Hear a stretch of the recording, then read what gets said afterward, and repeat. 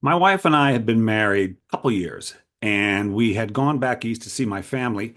And shortly before we left to return home, we were having a conversation with my mom. And my mom does not give advice very often, almost never. But on this day, she knew we were going to have some kids. We were gearing up for that.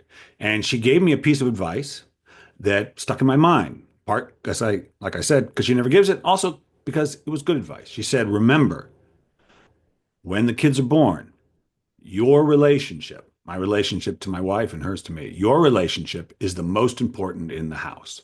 And she was right. You can kind of lose track of that sometimes as you raise these kids. But the parents' relationship is foundational to the family. And this coming from a woman, she herself had been divorced since I was young, but she knew that. She understood that. And it was really true. And I always thought about that because you can kind of get lost taking care of the kids and start thinking about how your relationship to the kids, which is expressed in caring for them, is more important than your relationship together, the couple who are raising the kid. But it's not.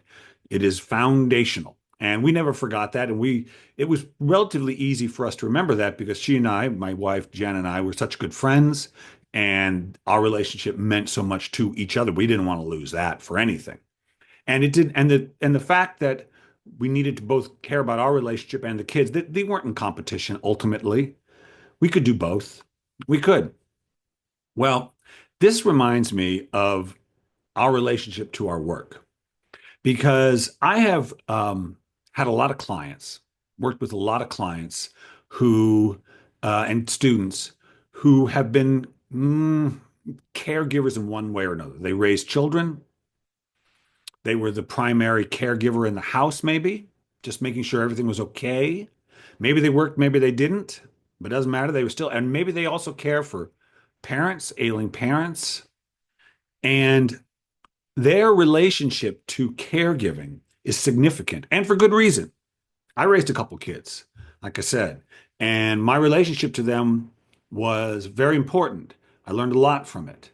And there is something profound about raising, particularly caring for someone your own child in particular, uh, that is hard to match elsewhere in your life.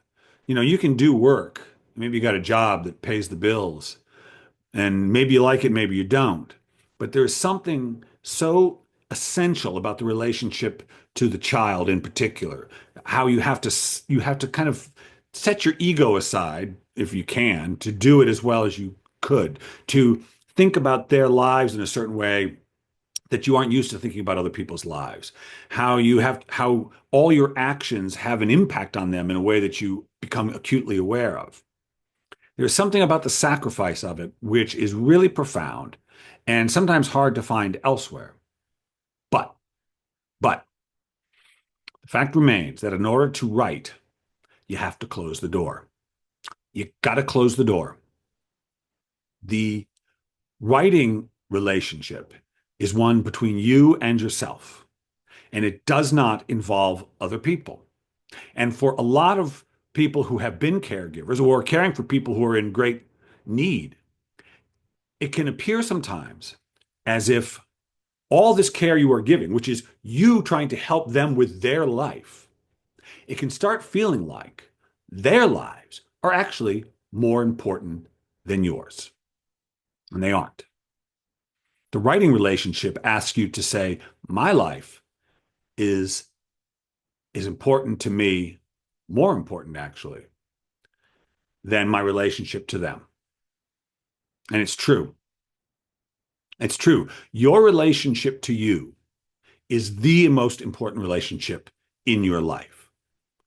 It is impossible for anyone else to care as much about your life as you do, because only you have to live it every single day, every single moment you are alive. And I love my kids.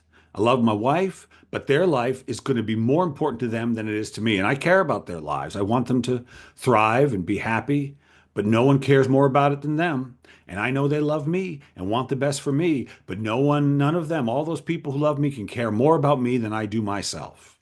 And it is hard for some people to close that door, to say, I'm just going to focus on what I am interested in now, to feel like they exist and matter, even though they're not caring for anybody. but you do. Your life matters as much as theirs. It always has. And you know that. And it doesn't make you selfish, it just makes you human. You have to care about it. And writing asks it of you. Do you care? Do you care about your own life too? When you're not taking care of somebody? Does it still matter? You know it does. You know it does. And you're not selfish. You're not ignoring, well, you are ignoring them for a time. But here's a little truth that I learned. Look, 'cause I raised a couple kids, one of whom had special needs.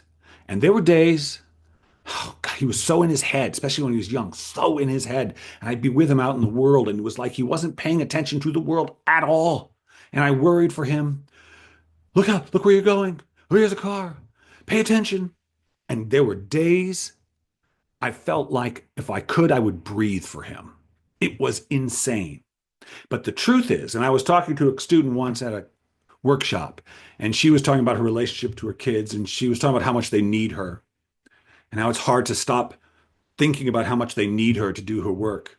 And I said, and this is true, people, it's true. I said, they don't need you as much as you think. This was the realization I had about kids because the truth is, from an early age, when they go off to school, if they go to school, they're doing a lot of things without you.